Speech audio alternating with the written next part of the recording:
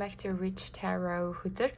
За тэгэхээр өнөөдрийнхөө бичлэгийн бүгдээрээ ерөнхий одоо төлөв байдал өхрийн ордонд төрсэн хүмүүсийнхаа ерөнхий 9-р сарын энергийн төлөв байдлыг харцгаая. Тэгээ амьдрал нь ямар хөө явагдаж байна, энерги нь ямар хөө явагдаж байна, шинээр ямар зүйлс амьдралдаа норч ивэрж байна, юун дээр анхаарах ёстой вэ гэх зэрэг зөвлөгөө мэдээллүүдийг авахыг оролдъё. За тэгээд бичлэгнүүдийн мандор нэг хүн айгу дажгүй санаа гаргасан байсан. Тэр хүндээ маш их баярлалаа. Тэр маань юу гэсэн үг вэ гэхээр яг 9-р сарын одоо жишээлбэл өхрийн ордныхныг дийлэнхийг нь одоо ерөнхийд нь үзэхийн оронд яг тухайн өхрийн ордныхын дотроо ингээ хүзэр сонгуулж агаад үзүүл илүү гоё юм биш үү гэж санаарч надад тэр бас их таалагдсан. Тэгэхээр би бичлэгээ оруулахдаа хүзрээр хувааж оруулна. Доор comments description буюу яг мэдээллийн хэсэгтэр аль минутын дээр 2 дугаар хүзрийн талаар мэдээлэл явж байна, аль минутын дээр 3 дугаар хүзэр 1 дугаар хүзрийн талаар мэдээлэл явж байна гэж та бүхэндээ харуулна. За тэгээд одоо та гүнзгий амьсгаа авч агаад 1 дугаар хүзэр, 2 дугаар хүзэр, 3 дугаар хүзрийн аль нь илүү тань руу татагдж जैन, таныг сонгох гэж өөртөө чинь хэлж जैन. Тэргээ сонгоод бэлнэ. За 1 2 3 За хэрвээ та 1-р хүзрийг сонгосон бол энэ төлөв танд хамаатай гэсэн үг. Тэгэхээр хамгийн ихний хүзэр маань Lovers гэж буусан энэ маань таны 9 сард одоо шинээр нэмэгдэж байгаа энерги ч юм уу, шинээр орж ирж байгаа new chapter гэдэг чинь одоо монгол хэлээр шинэ хуудас, шинэ одоо та амьдралаа ингэж ном гэж төсөөлөх юм бол таны шинэ амьдрал дээр номны чинь шинээр бүлгэм гэж орж ирж байна. За хайр дурлал орж ин гэж харж ирж байгаа юм би. Тэгээд дээрээс нь 2 дугаар хүзэр маань юу хэлээд байгаа гэхээр одоо тухайн шинээр орж ирж байгаа бүлгэмийг бүлгэм дотор ингээд амьдрахад гэх юм аашийн ямар саад бэрхшээлүүд байна тэрийг бэлэгдэж байгаа. 3 дахь хүзэр маань юу бэлэгдэж байгаа гэхээр одоо тухайн нэгсэндээ 9-р сард тань бэрхшээлийн даван туусны дараа ямар үр дүн гарах вэ? Үр дүнгийн боломжууд энд харагдаж байгаа. Тэгээд 4-р хүзэр маань болохоор манай spirit буюу одоо охин тэнгэрүүдийн маань та бүгдэнд маань хандаж хэлж байгаа одоо зөвлөгөө гэх юм одоо additional information буюу нэмэлт мэдээлэл байна. За тэгэхээр 9 сард би та бүгдийн маань амьдралд шинээр хостой болж иж магадгүй эсвэл зарим нэг өхрийн артууд маань яг заяаныхаа хандаа учирч иж магадгүй л дээ. Lovers гэдэг хүзэр маань яг ингээд одоо нэг сүнсний хоёр тасархаг заримдаа бэлэгддэг. Тэгэхээр яг заяаныхаа хань юм уу нөгөө нэг soul mate гэж англиар ярьдаг штэ тий яг сүнснийхаа нөгөө нэг хэсэгтээ ингэж уулзаж амьдрал зохиож иж магадгүй. За тэгээд the lovers гэдэг хүзэр дээр өшөөлөө тодорхойлъё. Тэр нь яг ямар хүн махбодтой хүн байна, яг яаж орж ирж байна тийм ээ. За please clarify the lovers card буюу lovers гэдгийг тодорхойлж өгөөч.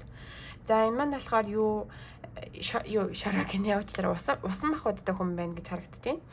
Тэгээд Queen of Cups доошоо гарч унахаар ерөнхийдөө бол хэдийгээр усан махбодтой хүн одоо тэрний үсгэлээр загаас мэлхий хилэнцгийн ордонд төрсэн хүн байна л да. Тэгсэн мөртлөө өөрийнхөө emotion буюу ингэж дотоод ертөнцөөсөө жоохон зүхтах гад байдаг.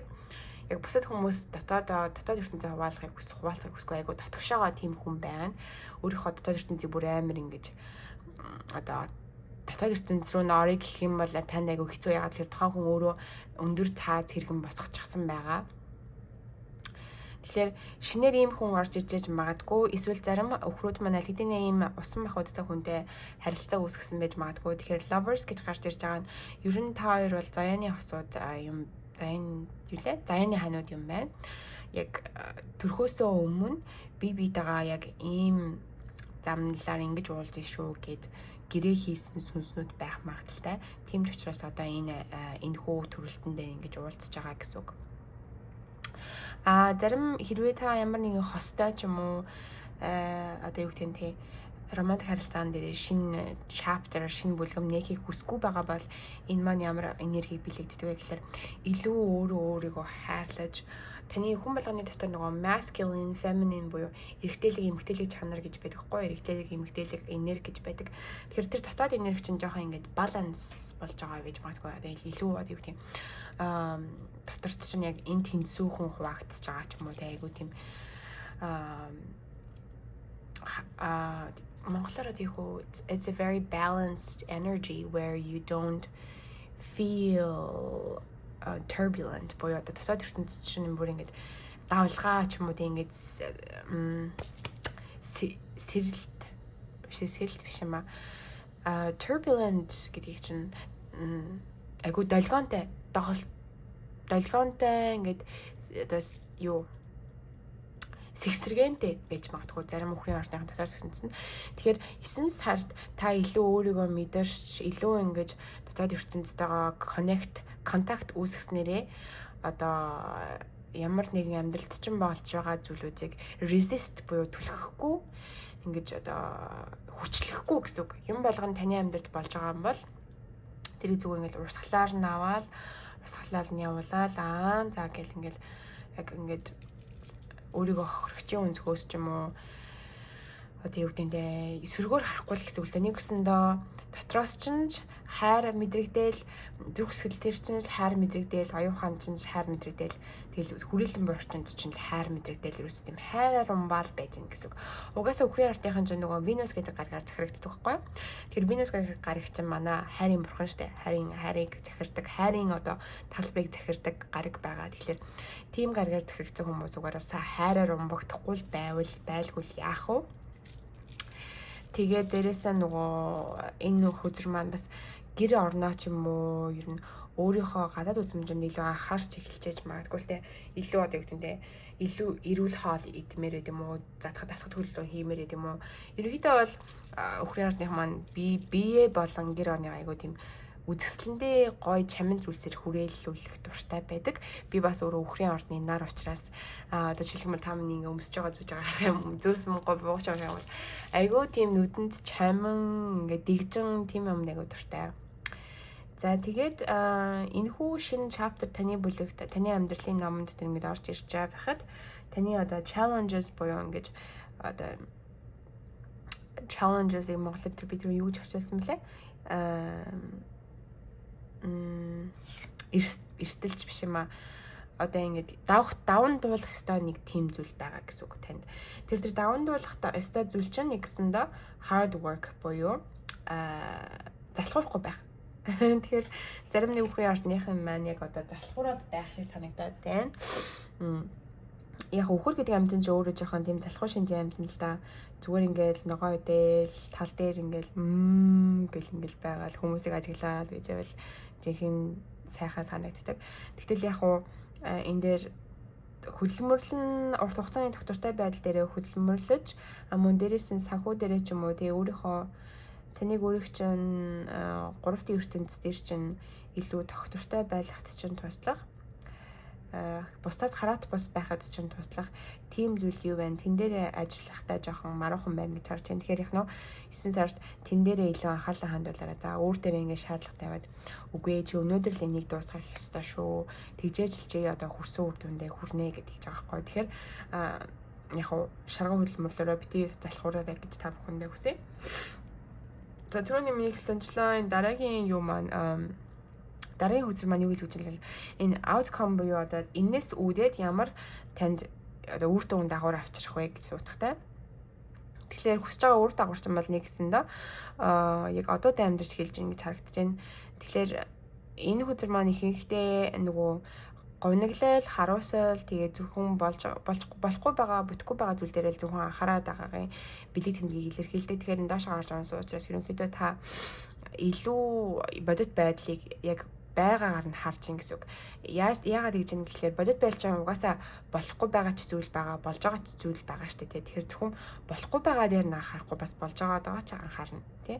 Тэгээд нэг яг бодит байдлаас өмнөлээд за болохгүй байгаа зүйлүүд маань нэг юм байна. Энэ дээр нэг анхаарах юм байна. За болж байгаа бүтэж байгаа зүйл маань юм байна. Энийг өөрчлөлөөд илүү талархууштай ингээд амьдрья гэж байна. За тэгсэн чинь шүү дээ. Зарим хүмүүсийнхоо нөгөө law of attraction буюу таталцлын хуулиар зөвхөн болж байгаа бүтэж байгаад анхаарад яа болохгүй бүтггүй байхад анхаарахгүй байя гэж заримдаа ойлгодог. Тэр чинь бас үүндээ бол бодит байдал дээр амьдрахгүй одоо та амьдрахгүй байна гэсэн үг. Тэрэндээ зөвхөр мөрөөдлийн нэг тийм юм руугаа ингэж одоо хийсвэр юм руугаа ингэж зүхтаа тавьчихсан гэсэн үг. Бодит байдалгаа ингэж нүүр тулахаас айгаад. Тэгэхээр яг нөө бодит байдал гэдэг бол нэг хоёр юм хойлоо бэжж нэг нэмэгдэх нэг нөгөөс хасах цэнийг хойлоо бэжж бодит байдал үүсэж байгаа ч тэгэхгүй бид нэр зөвхөн нэмэх цэнийг дээр л анхаарах юм бол хасах цэнигээс ирж байгаа хасах цэнийг илүү одоо юу гэдэг нь дээшлүүлэх юм уу тийм юм потенциалууд ардчихин гэсэн үг. Тэгэхээр яг нөө бас зарим хүмүүстэй дандаа нөгөө нэг болж байгаа амьдралынхаа зөвхөн эрэг тавлуудыг хараад заримдаа нөгөө дутагдлуудаа харахгүй байх юм бол бас нөгөө нэг өсөлт дэвшилт явагдахгүй гэж та бүхэндээ анхааруулж хэлээ. За тэгэхээр үр дүн бол илүү одоотой амьдарч эхлэх байна. Тэр чинь гайхамшигтай. Яг тэгэхээр одоотой амьдарч эхэлснээрээ хүн миний түрүүний хэлсэнчлэн яг болохгүй байгаа бүтгэхгүй зүйлүүдтэй анхаараа тэрийг илүү одоо дээшлүүлээд тэгээ болж байгаа бүтэж байгаа зүйлүүдэд талархах тусам улам таны амьдрал руу таныг талархууштай байлгах зүйлүүдийг орж ирүүлж гин гэсэн үг. За тэгээ цохиусан тэгрүүд маань та бүгдэд маань зөвлөгөө өгч जैन. Юу 9 сард бити стресс дээрээ гэж जैन өөртөө илүү анхаарал гэж जैन. Зарим өхрийн ардныхан маань нөгөө нэг юу уул нь бол их хүчтэй л амтналтай өхөр гэдэг чинь маш олон тооны юу дачааг нуруунд дээр өөрөд явах чадвартай. Тэгээд энэ зуган дээр харагдаж байгаа шиг бити өөрийнхөө хүчийг илүү одоо бодож байгаас чинь та тийм ч их бас хүчтэй биш үү. Бити дандаа за гэд хүн болгонд одоо хүчээ гайхуулах ч юм уу гэдэг нэ хүн болгонд туслая гэж уулна хүсэж байгаа л да. Тэгтэл заримдаа бид нар өөрсдийнхөө бас лимитийг буюу хязгаарыг мэддэг бас юм. Хязгаараа мэдгүй хүн болгонд туслая гэж өөрийнхөө хамаг энерги дуусгачих юм бол дараа нь танд өөрт чинь бас хор хөнөөлтэй эрүүл мэнд дээр чинь ч юм уу тэгээ оюухан дээр ч юм ямар ч үлээсэн өөр төрөө бас анхаарад ачаалал багтай жоохон байх хэрэгтэй. Тэгэхээр ачааллыг тань нуруунаас авч чаддаг ямар зүйл байна тэрийг олж нэвэл зүгээр гэж манай сахиусан нэг рүү тань хэлж байна. За тэгээд 1-р цаг картыг сонгосон мэдээлэл энэ өндөрлөе. Одоо 2-р карт руугаа оръё. За хэрвээ та 2-р картыг сонгосон бол энэ төлөв танд хамааралтай. Энэ 4 карт маань ямар энергиудыг одоо ямар мэдээллүүдийг бэлэгдэж байгаа гэхээр хамгийн эхний хүзэр маань таны new chapter буюу амьдралд чинь шинээр орж ирж байгаа бүлэг хуудас шинэ одоо шатыг бэлэгдэж байгаа. А 2-р хүзэр маань ямар мэдээллийг бэлэгдэж байна гэхээр энэ шинэ мэдээлэл, шинэ амьдрал, шинэ одоо энерги таны амьдралд орж ирэнгүүт шинэ одоо юу гэдэг нь шинэ шат ингэж ахиж явах тохиолдолд ямар challenges монголоор одоо ямар бэрхшээлүүд, саад бэрхшээлүүд таны талд байна гэдгийг харуулж байна. Тэгээд энээсээ үүдээд энэ саад бэрхшээлээ давангууд үр дугаар нь энд байгаа. 3-р хүзэр. Тэгээд 4-р хүзэр нь миний сахиусан нэгнүүдийн тань та бүхэнд маань одоо хэлж байгаа нэмэлт мэдээлэл зөвлөгөө байгаамаа. За хамгийн ихний хүзэр маань болохоор ерөнхийдөө босоогоор унахаар энэ маань өөртөө эргэлзэх байдал, өөрийгөө үнэлэхгүй байдал, за гар нь боогдож нүд нь хаагдчихсан юм шиг айгуу тийм харанхуй ертөнцид амьдарч байгаа юм шиг санагддаг тийм мэдрэмж байсан байна л да. Гэтэл 9-р сард таны тэр мэдрэмжүүд бүгдээр чинь ингээд арт хоцрогдно гэж гарч иж энэ шинээр шат агч ин гэсэн үг. Нэг гэсэндээ илүү өөрийгөө үнэлэх мэдрэмж, илүү өөрийнхөө үн цэнийг ойлгох мэдрэмж, тэгээд дээрэс нь илүү өөрийнхөө хүчин чадлыг, потенциалыг одоо нээж олох тийм боломжууд гарагдаж байна. Тэгээд яг бид нар ч нөгөө нэг баг байхад ээж аавууд юм уу ер нь гэр бүлийн хүмүүжлээс болоод гэр бүл биднэрт ямар хогдохууныг толгойд суулгана, ямар програм суулгана тэрнээс үүдээд насанд бие хүрсэн цагта тэр хогдохуун биднээс халтахгүй. Тэгэхээр нэг гэсэндээ та 9 сард тэр бага насанд чинь суугдсан програмыг илүү шинэ апдейт хийж ингэсэн өөрийнхөө програм яг одоо iPhone юм уу ямар нэг утастай хүмүүс ингээ апдейт хийдэг штэ утаснаар чинь за илүү нэмэлтэд шинэ дараачийн одоо софтвер гарлаа шүү, програм гарлаа шүү, энийг ингээ шинжлэх дээрээ нэгсэн та өөрийгөө дотроос шинжилж эхэлж ингэсэн тэр бол гайхамшигтай. Тэгээд энэ шинжлэхдэх явц чинь танд гарч ирж байгаа одоо саад бэрхшээл бол юу байна? Зүгээр ингээд үйлдэл хийж байгаа. Одоо жишээлбэл ямар нэгэн үйлдэл хийжтэй өөрийгөө илүү хөгжүүлэх гэж ч юм уу өөрийгөө илүү дээшлүүлэхэд үйлдэл хийхэд тэр нь ингээд тэрийг ингээд хийчээд тал дундаас нь орхичих юм уу. Яг эхлүүлчихэд нэг ажлаа эхлүүлчихэд ерөөсө дуусахгүй л байгаад байна гэж харагдаж байна. Энэ яг хөлн ингээд богдчихсан, гар нь хүлэгдчихсэн. Тэгээд яг нөө заримдаа бидний өөрсдийн маань үзэл бодол бидрийг ингээд хойшин татдаг. Тийм учраас та үзэл бодлоо ингээд өөрчилчих юм бол за би чаднаа, би бүтээнэ, би болноо гэл ингээд өөрийгөө ингээд зоригжуулах юм бол илүү ингээд процессыг хурдсгах гэсэн үг. Илүү хүрсэн үр дүндээ амарханаар хүрч чадна гэж байгаа. Тэгээд Hanged Man гэдэг хүзэр маань ямар ч үйлдэл гарахгүй байгааг бас харуулдаг л та. Тэгэхээр үйлдэл гаргаад тэрнийхээ хүсэж байгаа одоо бид нар жишээлх юм бол одоо ингээл та 9 сард ингээд гоё чанга би булчинтай болъё гэж хүсье заяа. Тим зорилго тавья. За тэрнийхээ төлөө ингээд үйлдэл гаргая л та одоо юу гэдэг эхний өдрөө ингээд эрүүл хоол идэж эхэллээ. Ногоо идлээ, зөвхөн мах идлээ. Ямар ч гурлан бүтээгдэхүүн идэхгүй. Тэгээ ус маш их уулаа гэдэг ч юм уу. Тэгээ дээрэс нь тацгал хөдөлгөөн за 30 минут хийлээ. Маргааш нь өглөө босоод толондоо харангуйтаа ерөөс юу ч өөрчлөгдөхгүй байгаад байж тээ гэл ингээл агаа амархан нөгөө хүсэж байгаа үр дүнгээ агаа амархан хурдхан ирсэх юм шиг ингэж төсөөлдөж хүлээгээд байгаа юм уу? Ямар ч лээсэн үйлдэл болон нөгөө нэг таны expect хийж байгаа буюу хүсэн хүлээж байгаа үр дүн хоёр чинь ингээд зөрчилдөд байна гинэлдэ. Тэгэхээр та яг 3-ын ертөнцид ингээд бодит байдалаас хамааралтай үр дүнгээ хүсэх хэрэгтэй. Нэг өдөр ч юм уу 7 хоног ч юм уу дасгал хийнгүүтээ үр дүн хурдхан ирнэ гэж байхгүй штэ угаасаа. Ядаж 1 сар хийжээж эхний жижигхэн өөрчлөлтийг харна гэж би бодож байна. Тийм учраас тууштай бай гэж энэ хүзэр маань харуулж байна. Тэгэхээр тууштай байна гэдэг нь та бүгдийн маань 9 сарынх нь юу юм бэ л да. Саад бэрхшээл тууштай байна гэдэг. Тууштай байх нь бол self control буюу өөрийгөө контрол тесрэх нь аягүй их хэрэгтэй гэж харагдаж байна. За тэгээд угаасаа өхөр гэдэг амьтан чи өөрийгөө контролдоход их хэцүү шүү дээ. Янз бүрийн ингээл гой амьдсан шимттэй хоол харчих юм бол ингээл буцаал ингээл дайтаасаа гараал хоолн дэглэмээсээ гараал нэг л мэдхэд за маргааш л би хоолн дэглэмээ эхлэндээ зүгээр гэл бэд идэх тий. Тэгэхээр нөгөө нэг тэрэн дээрээ жоохон анхаарал илүү үгүй би ухамсарт хүн учраас би энэ нөгөө нэг амтналыг шин чанарынхаа энэ хүслүүдийг хангахгүй гэд ингээд өөрийгөө контролдож болно. За тэгээд та тууштай байхад хүссэн үр дүн чинь ирж байгаа байхгүй юу? Энэ одоо 9 coins зоос гэдэг маань маш хангалуун ингээд яг одоо байгаа шатн дээр амьдралынхаа юун дээр төвшин дээр айгу сэтгэл хангалуун байгаа маш их таашаал авч байгаа юм мэдрэмж.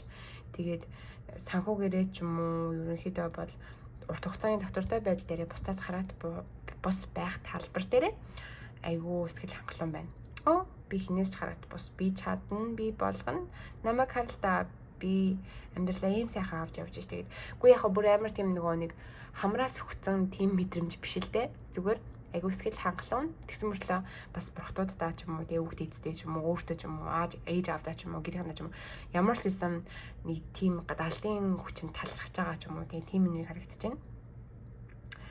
Тэгээд the full гэдэг хүзэр маань хамгийн сүүлийн хүзэр маань миний төрхөний хэсэнчлэн та бүгд маань өгж байгаа шин мэдээлэл тэг ямар нэгэн зөвлөмж байгаа. Тэгэхээр 9 сард бол та бүгдтэй миний сахиус нэнгэр зөвлөхөд яг энэ тэнэг гэдэг хүзэр дээр гарч байгаа шиг одоо таны дээрээс нар мишээгээд за тэгээд урталт чинь ангал байсан ч гэсэн энэ хүн ингээд яг тэнэг хүн шиг нэг алхмаа ингээд зөрөгтэйгээр алхаж байгаа байхгүй мишээгээд бүр доошоо юу ч харахгүй зөвхөн дээшээгаа тэнгэр рүү хараад бүх юм угаасаа миний хүснээр болно гэдэг айгүй итгэлтэй. Тэгээд яг ертөнц арыг нь даацсан байгаа гэдэг итгэлтэй. Тэгэхээр яг ийм мэдрэмжтэй байгаасэ гэж миний одоо сахиус нэгээр тань зөвлөж байна. Тэгээд битгий юмнаас янз бүрийн одоо за ян маань тэр маань тэгчих болов яана гэдэг ч юм уу те. Тэгэхээр айдас гэдэг чинь өөрөө ингээд бодол штэ. Бодол гэдэг зүйл бидний дотор ингээд мэдрэмж үүсгэж байгаа. Тэр нь айдас. Тэгээд айдас гэдэг мэдрэмжээсээ үүдээд бид нэр ингэж энергийн долгионууд явуулдаг. Тэр долгионуудад ингээ мэдээллүүд очдог байхгүй юу? Тэр ямар ч байсан тэр энергийн тэр circle буюу тэр тойрогт. Тэгээд тэр тойрог руу айдас гэдэг одоо мэдээллийг би улаан бөмбөгөөр бэлтгэх юм бол тэр тойрог руу та улаан бөмбөг илгээгээл айл та өдөр болгон айгаал цаг одоо минут тутамд ингээл айдаг ч юм уу тий санаа зовоол стресстэй л тэр улаан бөмбөлгийг та тэр тойрог руу явуулах олон дахин давтамжтай явуулах тусам тэр улаан бөмбөлг нь буцаад тэр тойрог дотор орж агаад таны амьдралд буцаж хүрэх хэрэг хурдцсан айгүй ихсэн гэсэн үг ойлгож байна уу. Тэгэхээр улаан бөмбөлгийг гараараас нь явуулах тусам та өшөө илүү олон улаан бөмбөлгийг өөрлөгөө хурднаар авна гэсэн. Тэгэхээр яг нөө ерөөсөө юу ч санаа зовхгүй бай. Тэр чинь жинхэнэ одоотой амьдран гэсэн үг. За болондоо бүтэндээ хамгийн гол нь эрүүл бие сарвал ухаантай байхад би хаанч газардахгүй гэж өөртөө тэрийг анхааруулж хэл. Тэгээд шинэ эхлэл орж ирж байна. Наад шигээ таалаг төгсөж байна. Хязгааргүй их abundance буюу юу гэмдэ. Abundance-ийг монголоор баялаг, чинэлэг энерги маш их харагдаж байна. Тэр чинь бас хаалга төгсөж байна. Хамгийн гол нь тууштай байх хэрэгтэй. Тэгээд өөртөө эргэлзэхгүй байна. Өөрийнхөө хүчин чадалд итгэж чинь гэдэг чинь маш сайн. За ертөнцид одоо даатгаж ертөнцид итгэж байгаа өхрийн ард түмнийхэнд амжилт хүсье. За хэрвээ та 3 дахь хөзрийг сонгосон бол энэ төлөв танд хамаатай. Унагсан 4 хөзөр маань ямар утга учиртай вэ гэхээр хамгийн ихний хөзөр маань одоо 9 сард таны амьдрал шинээр орж ирж байгаа одоо chapter тэр шат ахиж байгаа шинээр орж ирж байгаа мэдээллийн талаар бэлэгдэж байгаа. 2 дахь хөзөр маань энэхүү шинэ одоо мэдээлэл шинэ амьдралын одоо боломжууд таны амьдралд орж ирэхэд ямар саад бэрхшээлүүд байна тэр мэдээллийг 2 дахь хөзөр бэлэгдэж байгаа. За 3 дахь хөзөр маань энэ саад бэрхшээлийг давж дуусны дараа ямар үр дүнд хүрч байна. Тэгээд дээрээс нь хамгийн сүүлийн хөзөр маань манай сахиусан тэнгэрүүд маань та бүгдэнд зөвлөж ямар шинэ мэдээлэл зөвлөгөө өгч байна тэр талаар мэдээлэл байгаа шүү. За хамгийн ихний хөзөр маань Зоосны хаан байсан. Тэгэхээр энэ хөзөр ерөнхийдөө ямар энерги бэлэгддэг вэ гэвэл айгуу одоо ямар ч лээсэн бизнес юм уу санхүүгийн хувьд ч юм уу бусдаас айгуу хараат бус байна. Маш амжилттай явж ийн гэж байна. Тэгээд хэрвээ та бизнес эрхлүүлж байгаа бол тэр бизнес чинь бас таныг ерөнхийдөө бол нэлээд дажгүй төвшин дээр санхүү дээр чинь авчирчихсан байна гинэлтэй. Хэрвээ та энэ өөрөө бас дээрээс нь өхрийн ордыг бэлэгддэг карт л та. Ингээд энэ хүний сууж байгаа суудлуудыг харах юм бол ингээ өхрийн орднууд байгаад тэгэхээр ерөнхийдөө бол зөвхөн санхүүгээрээ ч биш ерөн гадаад гоо үзэмж ч юм уу тий хайрлсан одоо сонгосон хань амьдрал бүтээсэн амьдралдаа ч юм уу ер нь яг одоо байгаа амьдралдаа 100% сэтгэл хангалуун байгаа мэдрэмж байна. Гайхамшигтай. За тэгээд ийм мэдрэмжтэй ийм боломжууд 9 сард таны хаалгыг төгсөж байна гэж байна. 3 дахь хөзрийг сонгосон өхрүүд маань. Тэгээд энэ шинэ одоо боломж орж ирэхэд амьдрал руу чинь ингээ хаалгыг чинь тогшож орж ирэхэд одоо бэрхшээл нь юу вэ гэх юм бол хангалттай мэдээлэл эсвэл логик ухаан ч юм уу яг оюун бодлоо ашиглах дээрээ жоохон юу гэж магадгүй тааруу байгаад гэж магадгүй. Тааруу гэдэг маань одоо жишээлх юм бол хэрвээ та бизнес эрхэлж байгаа бол тухайн бизнесийг амжилттай явуулахын тулд ямар мэдээллүүдийг мэдсэн байх шаардлагатай. Тэгэхээр хангалттай мэдээлэл, контакт юм уу тийм юм дутагдж гин гэж энэ контакт гэхээр одоо танилын хүрээ чинь бас жоохон сулч юм уу бид нар заримдаа ерөнхийдөө бол бизнес гэдэг зүйл танилын хүрээ болон мэдээлэл байж их одоо аривчдаг байгаа, их хөгжин цэцгэлдэг. Тэгэхээр та бүхэндээ хэрвээ та бизнес эрхлэх санаатай байгаа бол танилын хүрээ болон мэдээлэл хоёр дээр ажиллаарай гэж зөвлөе. За тэгээд хэрвээ та бизнес эрхлэхгүй зүгээр л яг ингээд ажил хийж амьдардаг бол яг бизнес чинь бас ажилтаа. Гэхдээ яг зүгээр ажил гэдэг маань хүний доор юм уу компани доор ч юм ингээд ажилтдаг бол ерөнхийдөө энэ хөзөр юг бэлэгдэж байна гэхлээр оюун бодлоо ашиглаж яг тэр хүсэж байгаа ирээдүгөө өөрлөгөө татаж авчрах тал дээр жоохон дутмаг байна гэж гарч ирж байна. Ерөнхийдөө бол сэлэм гэдэг маань нөгөө нэг хурц байдаг учраас оюун ухааны хурц тэр шинж чанартай холбогддог. Тэгэхээр таны дотоод ертөнд дотоод оюун бодол дээр жоохон үйл манантай байгаад иж магадгүй яг хүсэж байгаа ирээдүгээ 100% ингээд perfect-ний төсөөлж чадахгүй байгаа ч юм уу. Заримдаа шантраад нөгөө яг өнөө маргаашийн юм дээр л анхаарал ижиж магадгүй. Зарим нэг өхрөөд маань зөвхөн айгу ойрын хугацаанд ирээдүгөө хараад иж магадгүй. Тэгэхээр бүр илүү том зураглалаар харахгүй ч юм уу те. Гэхдээ тэр маань муу зүйл биш л те, хүн болгон угаасаа үр төрсөн учраас өөрөөсдийнхөө өрмөц онцлогийг ингэж тэврэх хэрэгтэй.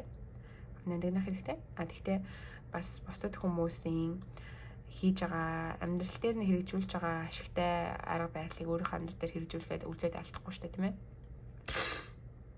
За хэрвээ та ингээд оюун бодлоо ашиглаж оюун бодлынхаа мастер нь байж чадах юм бол magician буюу ил бичингийн нэрийг танд хүрч ирж байгаа гэж байгаа байхгүй юу? Ил бичин гэдэг маань ерөнхийдөө хүссэн юмаа ингэж амьдрал дээрээ бүтээн яг ил бичин шиг, ид шидтэн шиг. Ингээл за би миний өмнө тавхтай бууз гарч иргэнгүүт ингээл гарч ирдэг. За тэрэн чараа юм бэ? Ямар ч л байсан бэ шүү дээ. Яг биний нөгөө нэг ид шидтэн ингээд тахууртай байдаг штэ тий. Тэр тахуур нь таны оюун ухаан гэсэн үг. За. Тэгэхээр оюун ухаанаа ашиглаад өөрийнхөө хүсэж байгаа ирээдүг бүтээх тэр хязгааргүй их потенциал хүч байгаа гэж байгаа байхгүй юу? Бидний үг аюу хүчтэй байдаг. Тэгэхээр та үгээрээ бүх юмжин болж ийн бүтэж ийн гэж ингэж хэлээд тэрийг дуудах юм бол бас аюу хүчтэй гэж байна. Яг бодит байдал гэдэг чинь бас сайнтай ч муутай ч ингээ хоёр юм хосолж иж бодит байдлыг үүсгэж байгаа шүү дээ. Тэгэхээр зөвхөн сайн юмдаа анхаарлаа хандуулахгүй бас саар юм дээр анхаарад тэрийг илүү сайжруулахыг оролдох юм бол жинхэнэ та мастер нь болж ийн гэсэн үг. Энэ нөгөө нэг юу ертөнцийн хууль, таталцлын хуулийн мастер нь. Тэгэхгүй нөгөө хүмүүс заримдаа зөвхөн л болж байгаа эрэг зүйл дээр анхаарлаа хандуулаад яг нөгөө нэг амьдралын заримдаа ингэ дутмаг зүйлүүд байгаа штэ.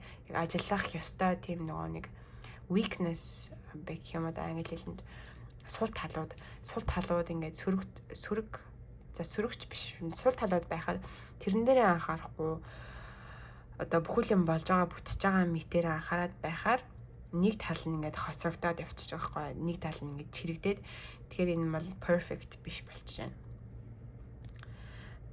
Тийм учраас яг нь энэ Ace of Swords болон Magician гэдэг хоёр хүзэр маань тань юг сануулж байгаа гэхээр бодит байдал дээрээ анхаарад тэгээд хэрвээ аль нэг зүйл чинь хүснээр чинь явахгүй байвал тэрийг сайжруулъя гэж хичээ оролт битгий буужваг. Тэгээд дээрэс нь болж байгаа бүтэж байгаа зүйл дээр ч гэсэн бас ингээд таалрах ууштай байх юм байна л да.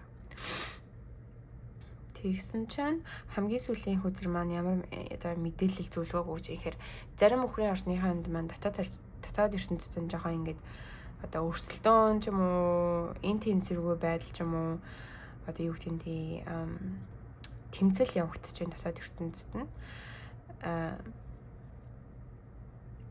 Зарим өхрийн ордныхан маань бусадтай ингэж өрсөлдөөд тэмцээд бусдын дээр гарахыг хүсдэг байж магадгүй л те. Тэгэхээр тэр тал дээр жоохон анхаар гэж гарч ирж байна. Ер нь бид нар хизээч өөрийнхөө амьдралын төвшнийг бусад хүмүүсийн амьдралын төвшөндөө харьцуулж болохгүй. Угаасаа хүн болгоны эхэлсэн гараа нь өөр байгаа штэ. Зарим хүмүүс айгу баян гараанаас амьдралаа эхэлж хахад зарим хүмүүс санхүүгээрээ айгу хэцүү гараанаас амьдралаа эхэлж байгаа штэ. Тэгэхээр тийм болохоор хүний амьдралтай хизээч өөрийнхөө амьдралыг харьцуулж болохгүй. Жинхэнэ зөв харьцуулалт юу вэ гэхээр өөрийнхөө өнгөрсний амьдралын төвшнүүдийг одоо байгаа амьдралынхаа төвшөнтэй харьцуулах юм бол жинхэнэ ахичин уу дэвшчин гэдэг нь харагдана гэсэн үг. За тэгээд дотоод ертөнцийн чинь дайм болж байгаа юм уу өрсөлдөөн ч юм уу маргаан дотоод ертөнцийн чинь ямар ч амар амгалан байхгүй байгаа юм бол энэ дээр манай сахиусан нэгрүүд маань та бүхэндээ хандаж жоохон бясалгал маягийн юм хий гэж юм. Тэгээд яг уу гадаа ингээд салхинд жоохон гарч сэтгэлээ уужим тайвшруулдаг ч юм уу. Ямар ч байсан дотоод чинь хоримтлагдсан айгүй их тийм дарагцсан энерги байна гинлээ. эсхүрэг инээрэг. Тэгэхээр тэрийгээ ингэж гаргах нэг юм хийх хэрэгтэй байна. Одоо бүжиглдэг ч юм уу, дуулдаг ч юм уу, караокетэй ороод чанга оролдог ч юм уу, эсвэл одоо уйлдаг ч юм уу. Нэг тийм байна. Тэгээ тэрийгээ дотоод нэг бугалсан юм аа ингээ гаргаад онгооч штэ. Тэгэнгүүт чинь айгу сэтгэл чинь ингээ хөнгөн болно гэж харагдаж байна. За тэгээд миний суугуудыг бичлүүдийг үздэг та бүхэндээ маш их баярлалаа.